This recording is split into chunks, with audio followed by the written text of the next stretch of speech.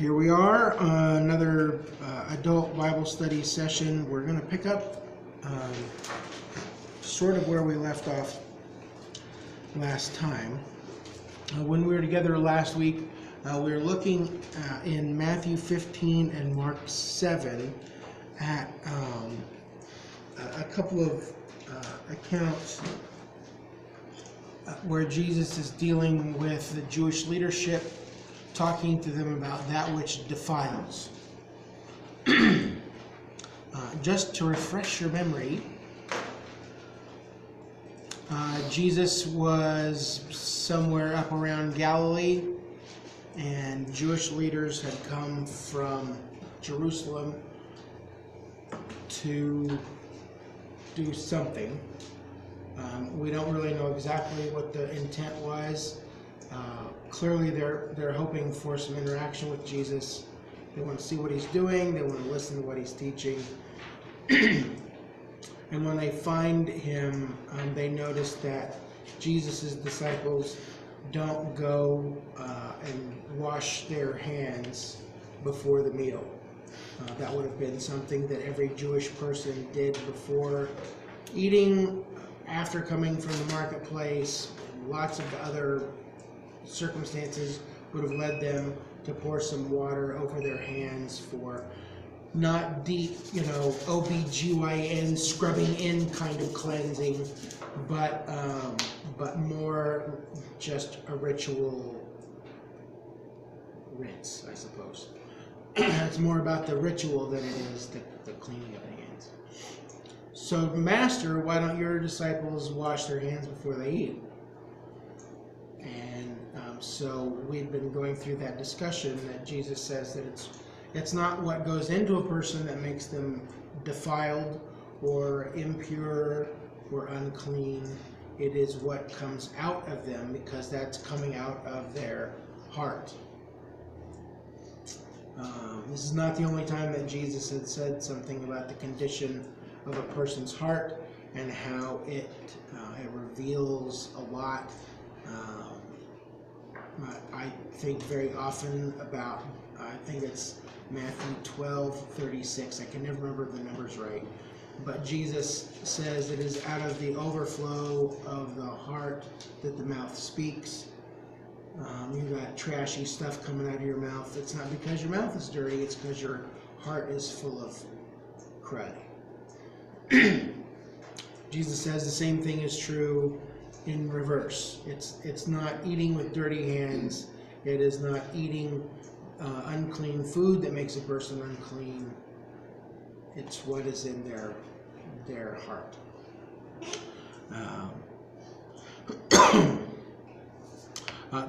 There is a big discussion.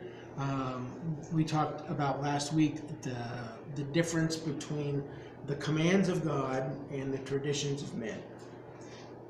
That the Pharisees have been very happy to take, to set up guardrails. Like, here's God's law. The leaders had set up guardrails to keep you from even getting close. But the problem is that very often those guardrail laws of the Pharisees sort of took precedence over what God had commanded, or were a way to sort of dodge and weave around whatever that might have been commanded. And the example that he gives is what Moses speaks as the 5th commandment, to honor your father and mother, that may go well with you in the land. Everybody knew that commandment. Everybody followed that commandment. But the Pharisees said, well, actually, so here's what we're going to do. We want to follow that law, but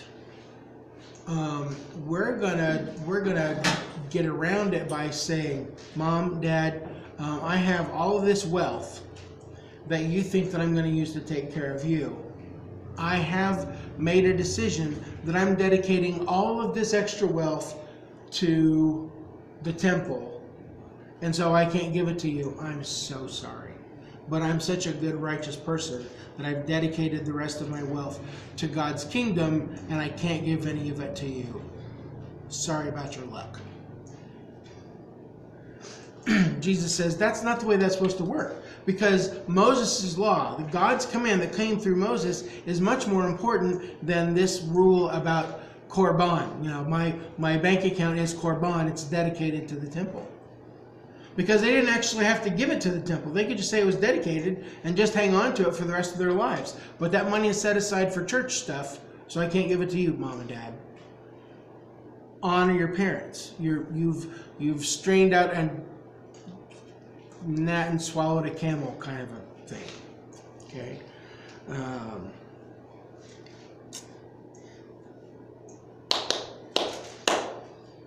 The human-generated guidelines that we set up cannot become more important than the laws that God has given to his people. His law is first and foremost. Ours are way secondary. Okay, I think we're somewhere in the vicinity of Matthew 12. The disciples came to him and asked, "Do you know that the Pharisees were offended when they heard this?" Everything that he had said about them, including some Old Testament scripture. He replied, "Every plant that will be that my heavenly Father has not planted will be pulled up by the roots. Leave them; they are blind guides." Wait, where are you? It's not Matthew 12. No, it's Matthew 15. I'm sorry, Matthew 15:12. Okay. Sorry, Matthew 15:12. I'm with you. I was feeling very lost. Every plant that my heavenly Father has not planted will be pulled up by the roots. Leave them; they are blind guides. If the blind lead the blind, they will both fall into a pit. Peter said, "Explain the parable to us."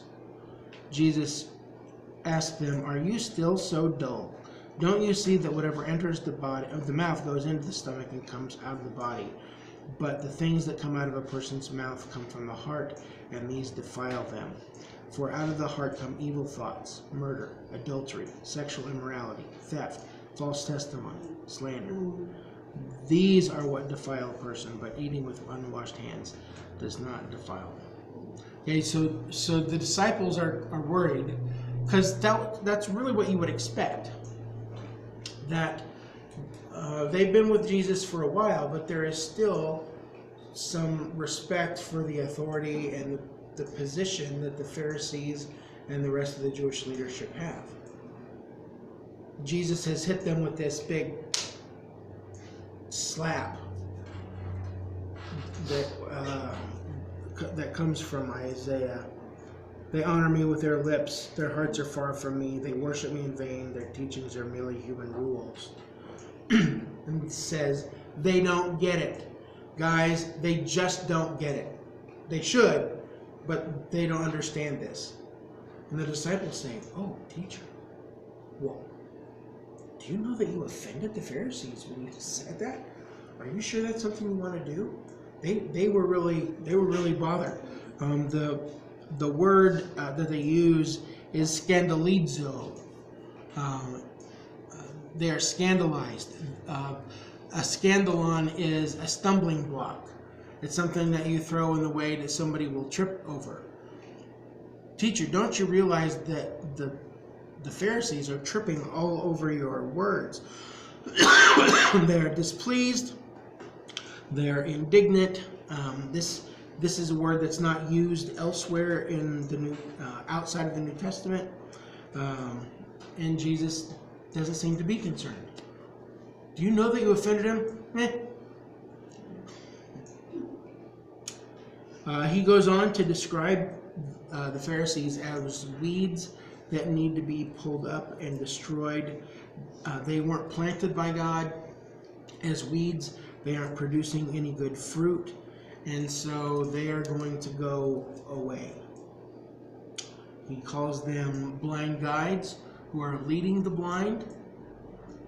I just saw a story this morning, a little thing on Facebook that there was this flight into Australia, and they had to touch down someplace where they weren't expected to. But they needed to take like a 15-minute break. And so they told all the passengers, we're going to get off. If you want to get off, you can get off. It's going to be at least an hour before we are able to take off again. So like everybody left the plane except for one woman. She and her dog were still seated on the plane, and the pilot came back onto the plane, noticed that she was still on the plane, and asked her if she needed to leave. She said, well, no, but my seeing eye dog probably does need to go have a walk. So the pilot, this guy's glasses on, and he walks back to the back, grabs Max on his leash, and takes him out, starts walking him across the tarmac, and the rest of the plane went to go change their flights to a different airline because they believed that the pilot was blind and had to see eye dog. Blind, leading the plane.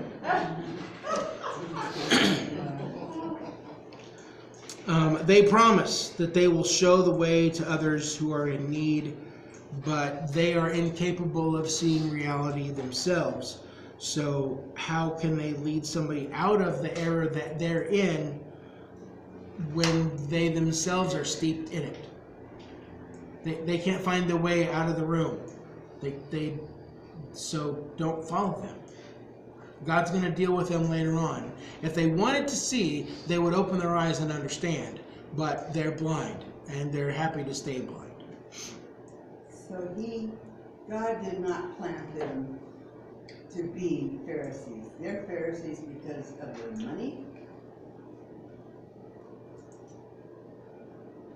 I don't know that anybody was made a Pharisee by God. Right.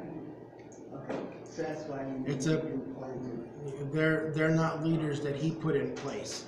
They're leaders who have gotten there through their own ambition, their own efforts, their own desire, and mostly to continue to perpetuate their way of life, their values and their principles, which they thought were more important than some of the Old Testament laws.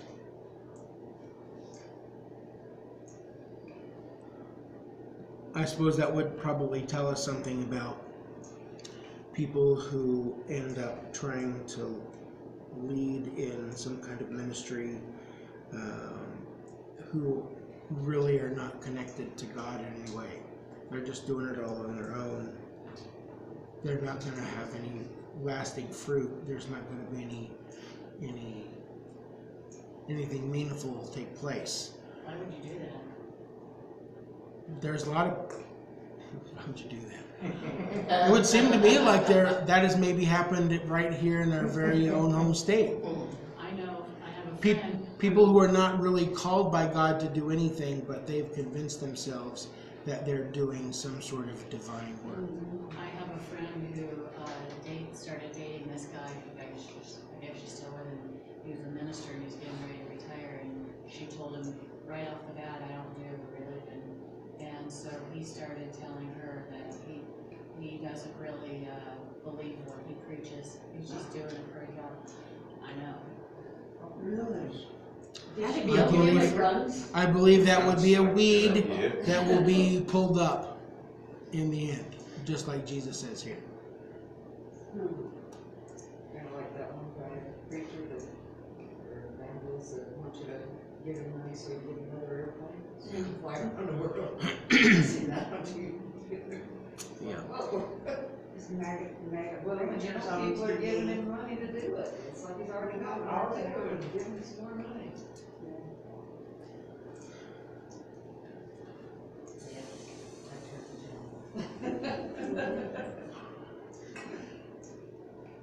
Sorry, I just had to ask. No, that's a good one. We like questions. That's a good thing. It says that Jesus enters the house with the disciples, We kind of touched on that last week, so that would probably be Peter's house. They are around Capernaum somewhere. Peter's home was in Capernaum, not far from the shore of the lake, not far from the synagogue, if you believe the ancient stones that have been there for a while. I believe I told you last week that there is a huge 8-sided Catholic church that is built over the site of Peter's house. There's a glass floor so you can look down and see Peter's home. It's a big, sort of in the round kind of a deal. Did you get to go there? Into the church? Uh-huh. Yeah. You obviously can't go in Peter's house. It's not open for tourism, but you can see it. You can go around the outside and see the rocks there. You can go into the church and look down and stand right at the top, and there's So it's just Peter's house. foundation though, or It's, is there well, furniture and all that kind of stuff? it's just stones. Okay. It's stones. Again, while I loved seeing all that, I was mostly skeptical about the identification of most spots.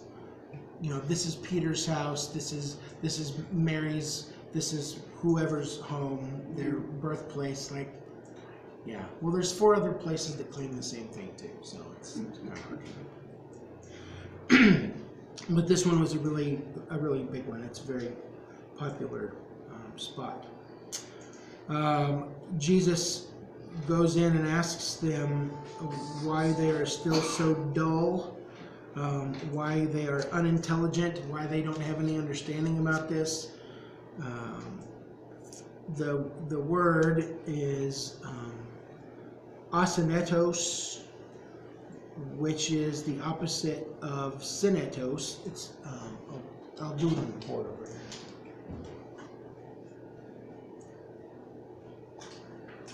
So we do the same thing in our vocabulary.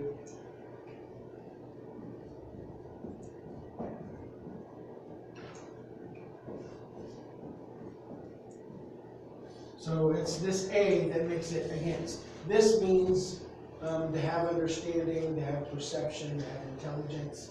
Throwing that A on the front of it makes it the opposite. Like moral and amoral, or you put any in, ill, or whatever in front of a word. That's what it's doing. So Jesus has used both of these words in this exchange. He tells the people that they should listen and understand, that they should be synetos. They should have synetos. And then he gets to the disciples and says, "What's wrong with you? Why are you still so asynetos? Why do you not have any understanding?" To have synetos is to put things together in your mind. Like you've got all this stuff floating around, and one day it all sort of comes together. The light bulb goes on, and you go, "Oh, now I get it. Now I understand." These guys have all this stuff floating around, and they are not connecting the dots. Whether it's tricky or confusing, or they just haven't worked on it hard enough. Everything is still sort of unassembled in their mind. So it is confusion versus clarity. They've been with him for months, but it seems like they really haven't picked anything up from him. So again, Jesus has said earlier, "Hear me, let's get this straightened out in your brains." And then at the end of this, he says, "You still haven't got this straightened out in your brains yet." So I like to find those little deals. He's got the same idea flowing throughout. I want to help you understand. Why don't you get this? Why don't you understand it? No. Yes. Is this before they went to, that he sent them out to do their own ministry? This probably is after, Wow. which we'll talk about here in probably in the next 10 or 15 minutes as we move on. Yeah, they have been with him long enough. They've been out on a mission trip, and they've come back, and he gave them jobs to do, miracles to perform, teaching to give, and they come back and like. Now, what Jesus says about the defilement, about maintaining purity and cleanliness, that has nothing to do with hands and food, they would have been really shocked by that.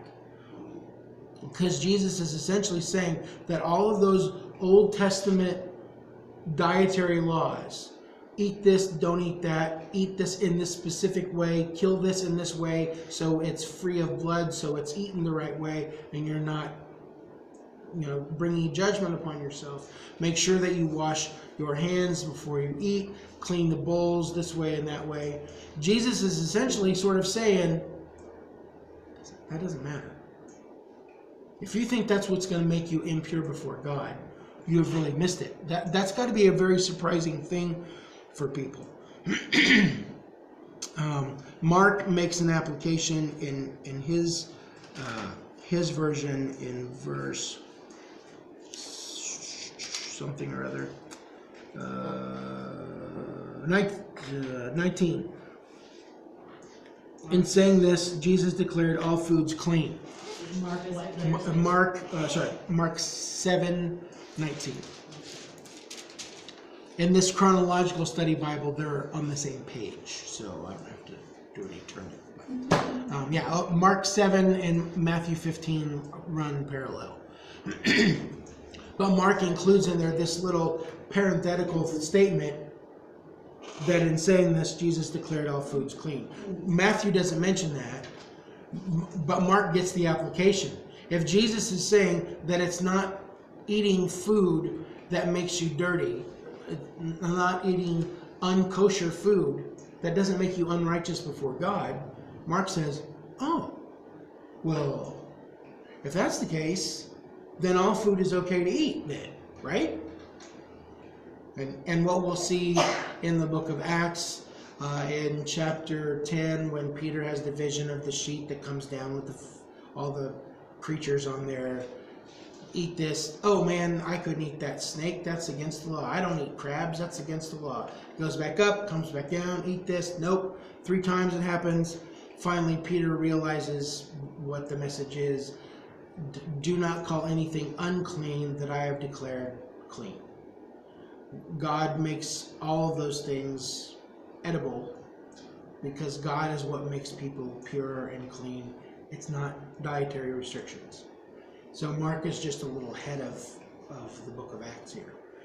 Can I ask you something, James? Yes, surely. But back with the old law, it didn't matter, right? All that stuff. Yes, every Jew would have been very careful to not cook a kid in its mother's milk, to not eat meat that still had blood in it, to not eat seafood, to not eat pork, to all of that dietary stuff. They would have all been very careful to do that. And respectable Jews today still do the same thing.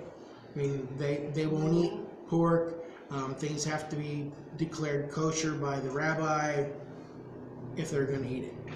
It also depends on how they store it in the refrigerator. So you can't have unclean and clean on the same shelf. I had some friends that Those that can afford it have separate kitchens. yeah. Oh, wow. Different plates, different stoves, different. I had a job working for a guy that bought the business that I was with before. His primary business was fetal bovine serum. They take it out of cows in the slaughterhouses. Adjacent to that, he would sell body parts for any purpose from any animal. I got a call one day and I answered the wrong line, and it was somebody was just throwing a fit because they had all these sheep tracheas that had shown up slit. Apparently, when he's selling tracheas to med schools, they have to get them off the floor on kosher day or non-kosher day? Probably non-kosher day. Non-kosher day, doesn't would slit them? Because they use two different methods to kill them. And I guess a rabbi actually goes in and watches it to make sure that it's kosher when it comes out. It was really interesting to see. They would cut the big vein and then hang it until all the blood is out. The tracheas were not usable for tracheotomy testing at that point. But this one I learned that the rabbi actually goes in and follows the process to make sure that it's stable. So in reality, this is all unnecessary. That's what Jesus says here. It's Although not something. food and dietary laws, dietary observance that makes you clean. It's your heart. I always, well, the LDS, and that's where I came from. Is that when the Sabbath observance was ended? Was when Jesus came, when the old law was gone? And you know what I mean? Like the LDS, they won't go do anything on Sunday, but the Sabbath was actually Saturday, right? Actually, Friday night to Saturday. Oh, okay. Is that kind of when that all ended too, or? More of that changed after Jesus' death and resurrection. The followers of Jesus determined that they would make Sunday, the day of his resurrection, the day of worship, the day of rest. There are people who are much more concerned with the law that say that Christians are wrong for keeping Sunday free, which is supposed to be the Sabbath. It's supposed to be the Friday night to Saturday night. That's supposed to be the Sabbath. But if I sort of take the bigger principle here that Jesus gives, it's not the observance of the dietary laws that makes you impure or pure. I would say the same thing would be true about Sabbath and a day of rest. That it's more, there's more concern with the heart of the person doing it than it is the legalistic observance of 6:59 p.m. Friday to 6:59 p.m. Saturday. That would seem like that's the deeper principle, is that my heart is what makes things pure or impure, not following the law. Okay. But Christians celebrate Sunday as a day of what? Because that's the day pastors have to work. So, Does that mean you're work not the a- rest of the week? yeah. he's Depending not on who you talk observing- to. Yeah, you're not observing Sunday, whatever we're Well, supposed to be What observing. was the preparation beforehand? It would be really hard for me to do that. I mean, I can come and not do anything as well. I'd be fine. No, you couldn't, because that would be work. You couldn't come here. That's right, I'll have Stay Cole home. drive me. that's right. Somebody else can bring. And see, that's where all that law observance kind of falls down. Like, because there's always going to be like the exception. There's always going to be the necessary thing. Well, what if my donkey falls into a pit on the Sabbath day? I just gotta lay there until it's Monday morning? No, that's stupid, Jesus says. Get the donkey out of the hole. If you fall off the sidewalk while you're doing your very short walk home and you fall off and you end up in a hole, are you just going to sit there until the next day? No, you're going to try to work to get yourself out of the hole. Are you guilty of breaking the law? You're trying to save yourself. I don't think so. So. What about entertainment on Sundays and stuff like that? I mean, it's hard for me to get that out of my brain growing up LDS all those years. That's the best day to go to the movies. Sunday, yeah, but I mean, there's nobody there. I can't get my wife to go with me and get a milkshake from the drive-in on a Sunday. Really? You can't even do I that? can't even bring her one, Really? because that's her making somebody else work on a Sunday. Yeah, that's the way I was Really? taught. Yeah. And it would keep them from their Sunday worship services, and You that's, just have to that's drive the far way I enough was away taught. that you're eating somewhere that nobody in your world will see. Yeah. Isn't some of that doctrine It is. from the church, Yeah. because I grew up in Free Methodist and it was like that. You couldn't buy anything, you couldn't do anything. Well, on yeah, the Sunday stores, except for worship. yeah, the stores weren't open on Sunday. When I lived in Texas, there was Texas Blue Lock many years ago, but the stores would open, most of them, but they covered up anything that was non-food items you couldn't buy on Sundays. There was the It's beer. called a Texas Blue It's a Lock. beer. Over the beer. Hmm. Yeah. Like beer. There's a lot of straining gnats and swallowing camels. No beer on Sunday.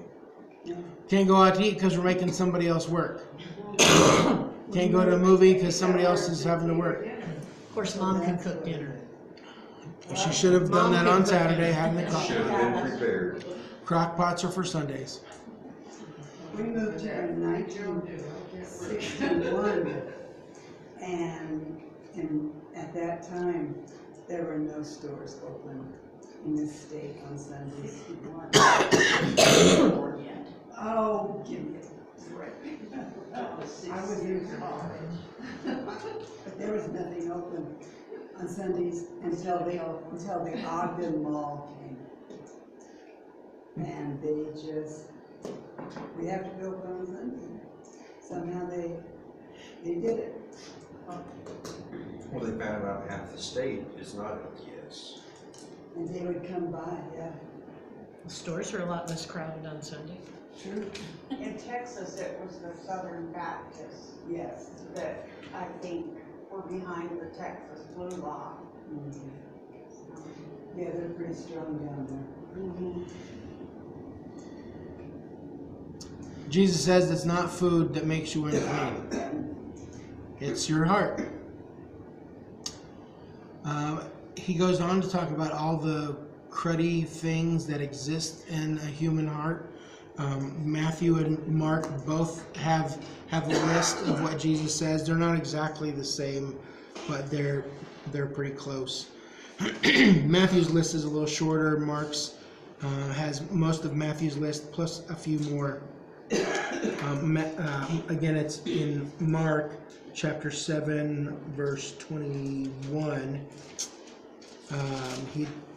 He says, "It is out of a person's heart that evil thoughts come: sexual immorality, theft, murder, adultery, greed, malice, deceit, lewdness, envy, slander, arrogance, and folly. All these evils come from inside and defile a person." Okay, so there's all kinds of evil, all kinds of wickedness that come from hearts that are impure and unwashed, undevoted to God, which includes, but is not limited to, I'll just throw you the Greek word and then the more literal meaning. Dialogismoi hakakoi, evil reasoning, purposes or designs. Porneia, which is illicit sexual relations in general, now sort of any sexual sin. Klopai, which is stealing. Phanoi, which is murders. Moikai, which is adultery of people who are in marriages, so that's more specific than porneia. There's panerai, evil purposes and desires, pleoxenai, which is a greediness, dolos is craft or deceit, asogeia is unbridled lust and wantonness. I like this one, ophthalmos paneros. You go to see the ophthalmologist, Oh, yeah, what are you looking at? my eyes, Your eyes. yes. Paneros is evil. Jesus is talking about the Eyes. paneros, ophthalmos, the evil eye. Literally. It has to do with envy, looking at other people with wickedness. Then there's blasphemia, which is the injurious slander of God or somebody else.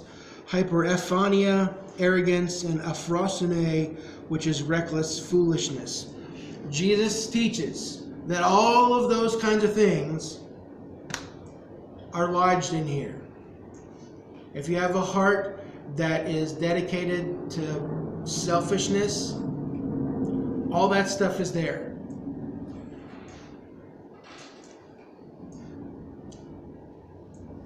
The only way to purify your heart, the only way to cleanse it, is to come to God and to ask for Him to replace a heart of stone with a heart of flesh. Jesus teaches that no number of meals eaten with dirty hands, no amount of bad food will make a person unclean or impure, but all of these horrible things that we just looked at flow out of a person's heart like a river and show that that heart is impure. Out of the overflow of the heart, the mouth speaks, the hands move, the eyes look. Okay? Any comments about that section of Matthew 15 or Mark 7? You could get sick from eating with dirty hands. You could. But it's not going to make you guilty before God. What kind of seafood do they have in the Mediterranean? You know, All of them. just full of sorrow, huh? Yeah.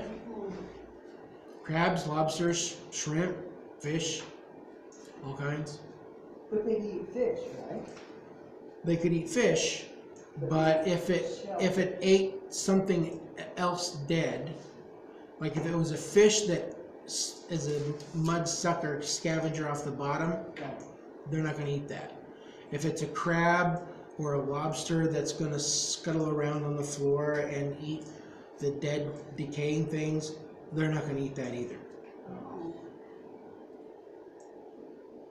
Which is why other animals on land are not edible, because they eat unclean, dead things. You know, you don't eat a dog, you don't eat a cat, because they eat meat with the blood still in it. You don't eat a lion, you don't eat a bear, you don't eat a wolf. I've eaten bear, it's really good. Because they waller in the mud. Well, they eat everything. Yeah. So, well, I don't know how you get away with eating chickens, because I've seen chickens eat a mouse whole. Chicken love chickens. We call those Mice Krispy treats. Yeah. Maybe there's a special, Chickens eat everything. All right. Well, let's roll on then to the next little bit. It would be Matthew 15, starting in verse 21, and Mark 7, verse 24. Again, they're really close to being the same. Mark's got a little bit that Matthew doesn't have. Matthew's got a little that Mark doesn't have, but it's essentially it is the same account. Leaving that place, Jesus withdrew to the region of Tyre and Sidon. A Canaanite woman from the vicinity came to him, crying out, "Lord, Son of David, have mercy on me. My daughter is demon-possessed and suffering terribly." Jesus did not answer a word. So his disciples came to him and urged him, "Send her away, for she keeps crying out after us." He answered, "I was sent only to the lost sheep of Israel." The woman came and knelt before him. "Lord, help me," she said. He replied, "It is not right to take the children's bread and toss it to the dogs." "Yes, it is, Lord," she said. "Even the dogs eat the crumbs that fall from their master's table." Then Jesus said to her, "Woman, you have great faith. Your request is granted," and her daughter was healed at that moment. Mark's version, Jesus left that place, went to the vicinity of Tyre. He entered a house and did not want anyone to know it, yet he could not keep his presence secret. In fact, as soon as she heard about him, a woman whose little daughter was possessed by an impure spirit came and fell at his feet. The woman was a Greek born in Syrian Phoenicia. She begged Jesus to drive the demon out of her daughter. "First, let the children eat all they want," he told her, "for it is not right to take the children's bread and toss it to the dogs." "Lord," she replied, "even the dogs under the table eat the children's crumbs." Then he told her, "For such a great reply you may go. The demon has left your daughter." She went home and found her child lying on the bed and the demon gone. Okay, so Jesus has been here around Galilee. Capernaum's up here on the corner. Tyre and Sidon are way up here in the top of the map. We don't really know exactly how far he went. It may have just gone like into the neighborhood. It doesn't say that he distinctly went into the town, just that he's in the region.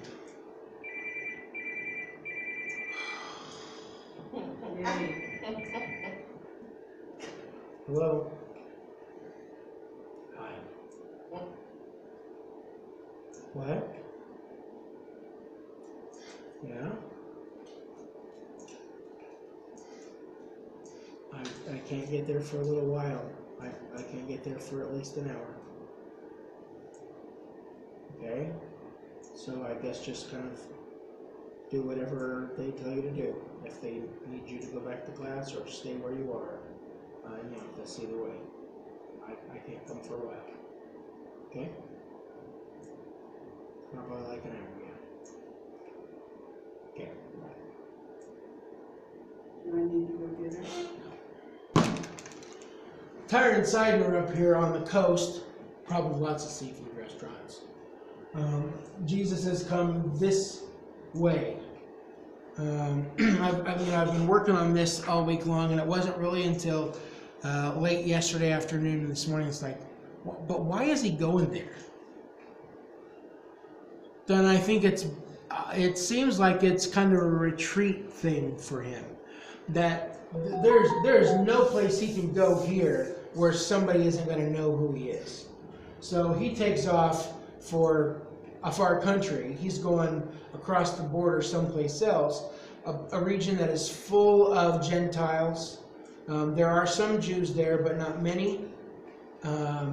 She's called, the woman that's there is called a Canaanite, which is Matthew pointing back to the fact that all of this was the land of Canaan. She was an ancient enemy of the Israelites. She is Syro-Phoenician.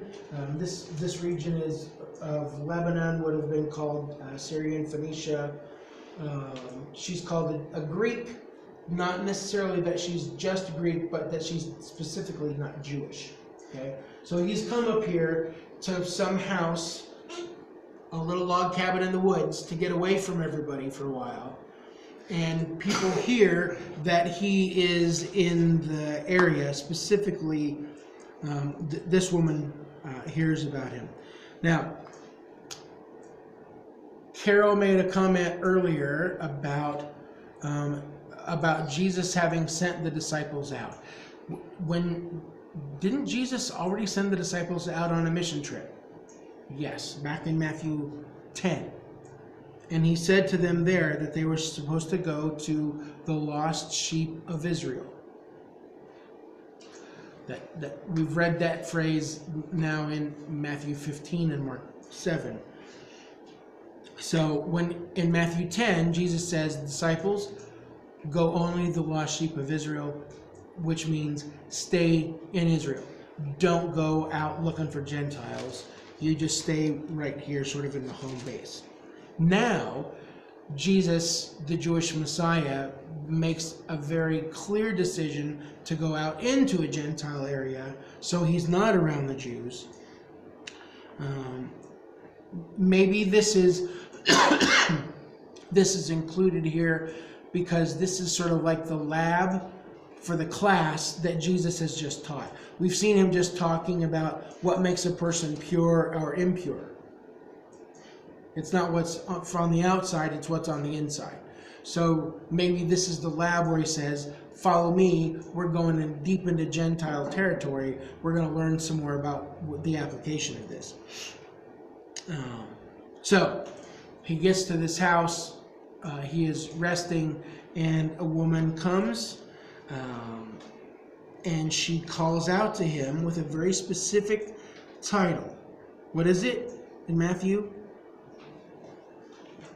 Lord, Son of David. Son of David. That would be at least some sort of recognition. Maybe not full realization, but some recognition.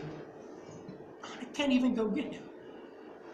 Some recognition that Jesus is something special, that he is potentially the Messiah for Israel.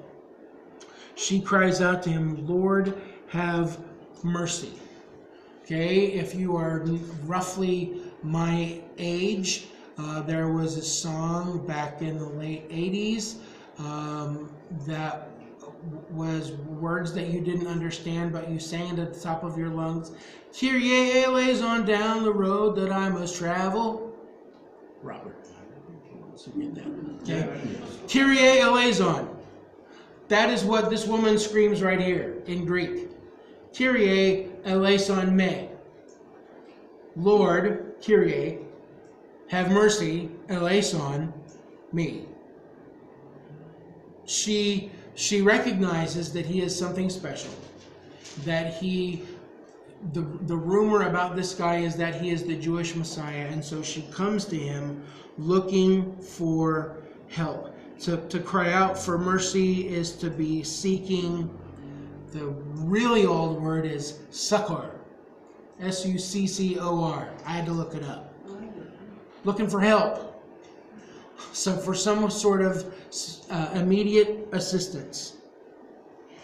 And the fact that a Jewish Messiah would be willing to deal with a Gentile woman in Gentile territory, for Matthew's readers, who are mostly Jewish people, that's going to be a big deal. Like, I can't believe he's doing that. What a wrinkle in this story. Mark's Gentiles wouldn't have seen it as maybe quite so shocking, but certainly a Jewish audience would have gone, well, be darned. Our Messiah is going to go hang out in Gentile territory and have an encounter with this Gentile woman. And give her what he's asked for, what she's asked for. Didn't he already do that in Samaria with the woman at the well? He has dealt, well, you'd think they'd be picking it up by now. He's dealt with the Samaritan woman in John 4. He has brought healing to Roman centurion's servant somewhere in the vicinity of Capernaum. So this is not the first time where Jesus has sort of stepped over the border from Jewish to Gentile ministry. Okay? This woman's daughter is suffering terribly under the power of a demon. We don't really have all the details, but it could manifest itself in a lot of different ways. Deafness, muteness, loss of sight, paralysis, seizures, all kinds of wild stuff. This little girl has been dealing with it obviously for some time. This Gentile woman says, Lord, Son of David, Jewish Messiah, we are in need of mercy. We need your help. And what was Jesus' answer in Matthew?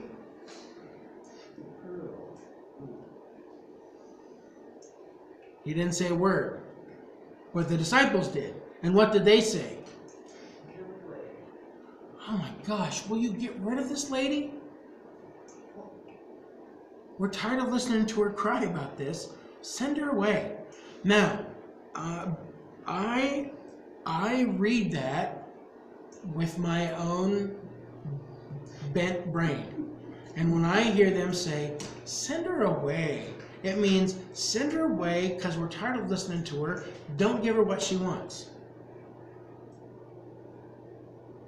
But I'm not sure that's exactly what they're looking at here.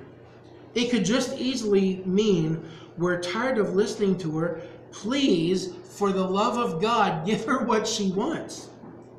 Which makes more sense because Jesus gives a reason for not helping her, not for sending her away. Maybe this is like a little shining moment for the disciples when they finally get something kind of right. Like, yeah, Lord, help her.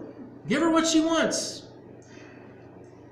Tired of listening to her. Let's do it. But Jesus says to the disciples, and I think with the intent of this woman hearing, I was sent only to the lost sheep of Israel. Again, we go back to what the mission for the disciples was when he sent them out. Go only to the lost sheep of Israel. Here he says, I was sent for the lost sheep of Israel. I'm not here for anybody else. I'm for them first. He's always aware of his mission. He recognizes that always he is sent from the Father. He wants to do the will of his Father. He wants to please his Father, so he will do what he is sent to do.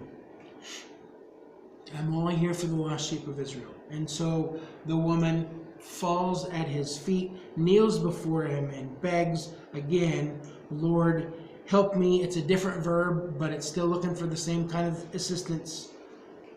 Just like any mother would be, I'm not leaving here until I get some help. You've got to do something for my child. And Jesus says to her that the children are fed before the dogs, intending that the children of Israel are fed before the Gentile dogs. He has come to deal with the people of Israel first. It is about precedence. That's why he came, for the lost sheep of Israel, to deal with them, to feed them the living bread, to be the heavenly bread. That's why he's here.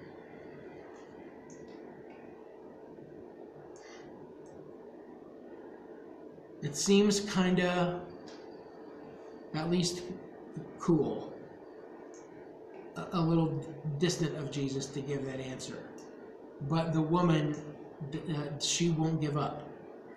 The woman gives a very quick and smart reply. She doesn't try to correct Jesus. She doesn't disagree with him. She doesn't argue that she needs anything special or extra. She says that even as a Gentile dog and not allowed at the table, she is still allowed some crumbs of God's mercy. She understands that grace is freely given to the Gentiles too. Yeah, I don't have a place at this table, but the children are not taking everything that's offered to them. There are pieces left for others. I need some of that. And then Jesus replies, depending on which translation you have, with, "O woman." Does anybody have a translation that has that O in front of it? I do. I do too. What verse is that? 28. 22, Oh, no. 28. 28. Verse 28. Then Jesus said to her, and the NIV it just has, "Woman, you have great faith." There's an extra word in there. There's an O in there, which carries with it some emotional power. This isn't just lady. That's nice, impressive, okay. But it is, oh, woman. He is affected by the response that she gives. He is touched by her faith. He is touched by her request for mercy for her daughter, and the girl is then healed at that very hour. By the time this lady gets home,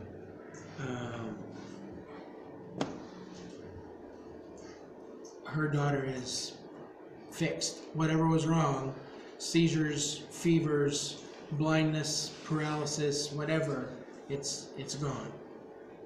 Again, this is another long distance healing like we've seen with the centurion's servant. Jesus is able to heal from a great distance. And it seems like especially that works well when there is such incredible faith displayed. This lady knows that she is not Jewish. She knows she doesn't really have a right to it, but she is hopeful for whatever bits of grace and mercy she can get. And Jesus is happy to give that to her. What do you think? I think you finally described it so I understand after all these years. It's always been a part of me.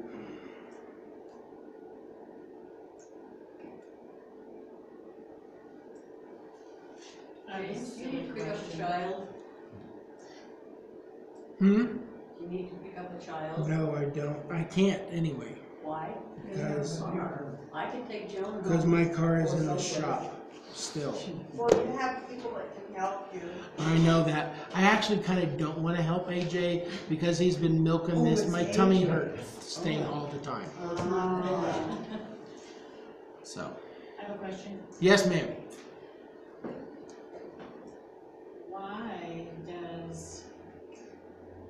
Why do they explain things in this manner? Is this just the way they spoke back then? Why is Jesus calling her a dog? Is that the question? That's one of them. In parables. And repeating the same thing over and over, too. Well, repetition does help people understand. Okay. One of the translation, one of the versions, I can't remember if it's Matthew's or Mark's, talks about the little dogs, which would be puppies. A Gentile is not going to have a problem having a dog. A Jew would, because they're gross, disgusting, unclean animals. They eat everything. But for a Gentile, they're going to be okay having dogs in the house, and did. And it talks about little dogs under the table. Those are little puppies that they're feeding, that are pets.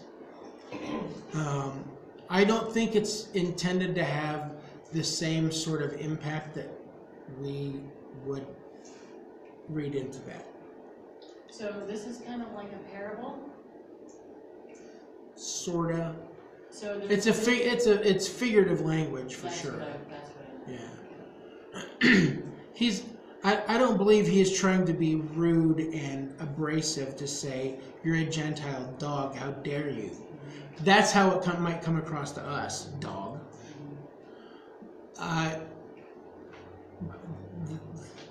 We gotta feed the kids before we feed the pets.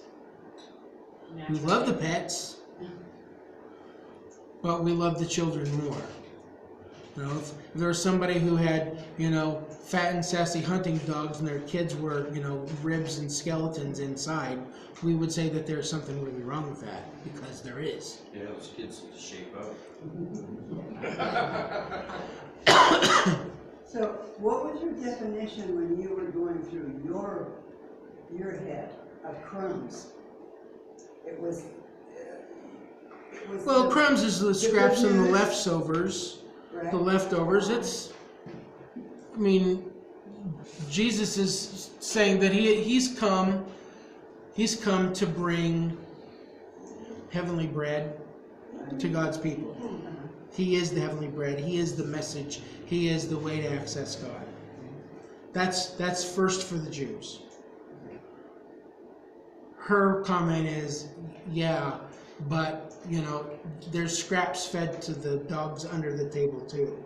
They have access to the same thing. It's not that it's less, it's still the same bread, it's just a different piece of the bread. It's not insignificant, it's not less meaningful, it's still the same thing. There's less of it. Crumbs? Right, okay. I would not make so much, I wouldn't focus so much on the size. I don't think that's the point as it is. It's the same thing. Okay. We're feeding the kids, but we're all everybody else, all the little free creatures under the table are going to get the same food. It's just second. They get the scraps and the leftovers. So we're feeding them the good news of Jesus Christ. They still are getting access to God's heavenly bread. Okay. I guess that's what I mean. Why don't they just say it like that? We get Instead of it. saying dogs and. Yeah.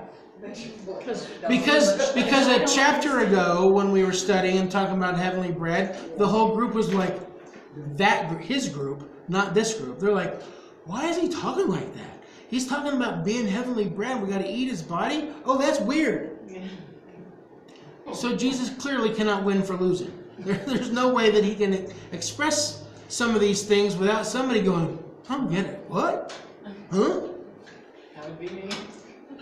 No, I think you're not alone.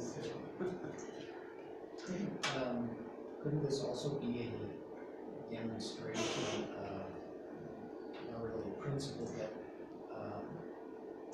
or an example of persistence? Couldn't this also be an example of persistence? Because Yeah. we're told to keep asking, to keep pursuing. And Jesus knew what was going to happen. He could have said, okay, right up front, but he didn't. Now, there's a parable later on, a few chapters more into Matthew, where he talks about a woman who comes to an unjust judge, and because of her continually coming over and over and over, the unjust judge says, fine, I'll give you what you want. With the intent of showing that if an unjust judge is willing to give somebody who is persistent what they ask for, certainly a gracious and just Heavenly Father will give when persistence is displayed.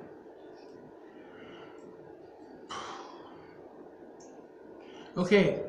I have a question. Yes, ma'am. So back to why they say the same thing in different books. Each of them is writing their books separately, right? So do they necessarily know what each other is writing? No. I don't think they're passing their manuscripts around the coffee table. Yeah, so it's their take on whatever they saw Jesus doing.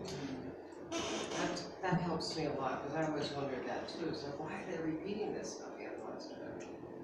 No, it would have been really awesome if all these guys could have gotten together in one room and gotten it all right in chronological order. But, John is an old man as he's writing. He's lived to be the oldest of all of the disciples. Everybody else is dead.